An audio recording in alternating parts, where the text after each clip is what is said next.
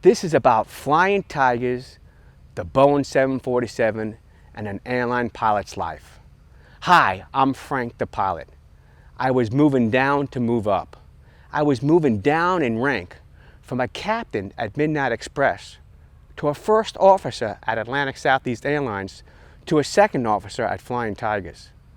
But I was moving up in aircraft size from a Cessna 402 to an EMB 110 to a Boeing 747, the largest jumbo jet airplane in the world. After 6 years of working towards my goal, I finally achieved that goal of securing an airline pilot job.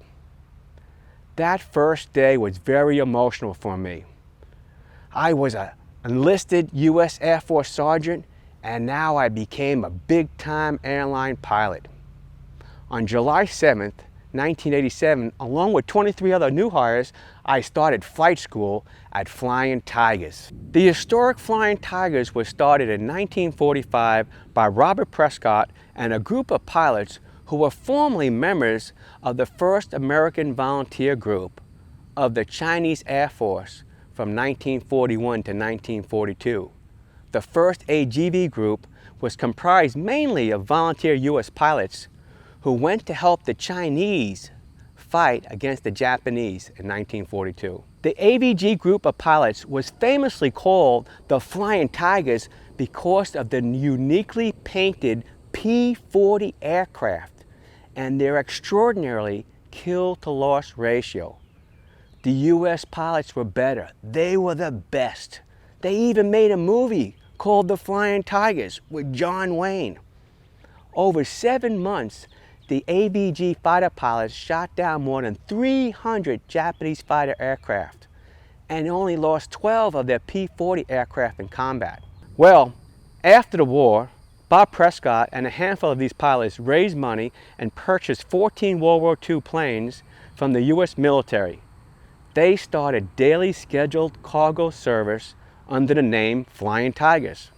And Flying Tigers continued to buy planes, expand, and provide worldwide air freight service and passenger service. On my new hire date, Tigers, short for Flying Tigers, had 6 DC-8s, 12 Boeing 727s, and 13 Boeing 747s, but shortly after being hired, the 727 fleet got expanded to 16 aircraft, and the Boeing 747 fleet got expanded to 21 aircraft. 2 of those 747s were configured to carry passengers for the military air command charters. Tigers operated 747 MAC flights with 498 passengers and 17 crew members on board for a total of 515 people on a jet aircraft. Wow! Imagine flying around the world with over 500 people on board. Rarely did any airline carry over 500 people on board in 1988, or even today for that matter. This is a rare, unique class of pilots. Flying cargo sometimes can be more difficult than flying passengers because the aircraft is routinely flying at its max gross weight. That's like you going down to Home Depot, loading your car up with bricks and driving home. There were many a times we took off with a max gross weight of 820,000 pounds and landed after fuel burn at 630,000 pounds, carrying tigers, racehorses, race cars, cows, chickens, whales, oil rigs, computers, rubber ducks, everything, and people. Many aviators call the Boeing 747 the whale. Some call it the Queen of the Skies because the 747 was the largest aircraft in the world for many decades. Amazing. 3 flight crew members were required to fly the 747 jumbo jet: a captain, a first officer, and a second officer. I was the second officer, also known as the flight engineer. The 747 was known for the first wide-body airliner, the largest and heaviest airliner, and the first plane to use fuel-efficient high-bypass turbofans. The 747 needed those huge engines to power the largest airplane in the world. Those huge engines produced 54,000 pounds of thrust.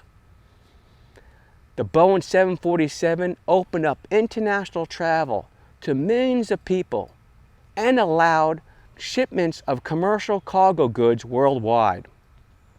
The Boeing 747 had a wingspan of 190 feet, was 230 feet long and 63 feet high, and the cockpit was 28 feet above the ground. Imagine me taxiing around JFK Airport, 28 feet above the ground, looking down at all the other jets.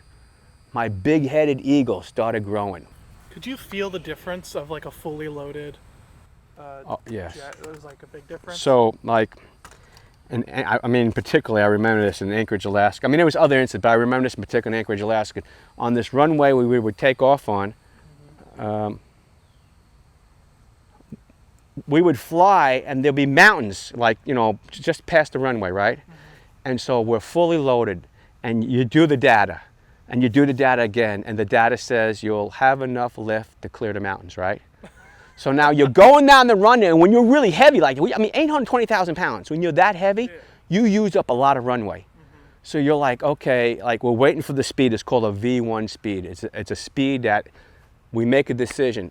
If something bad happens before V1, we reject. If something happens after, we're committed to go. And you're waiting for that speed, and you get the speed, and you're taking off, and you're looking at this mountain, and all three people are saying, we're not going to make it, we're not going to make it.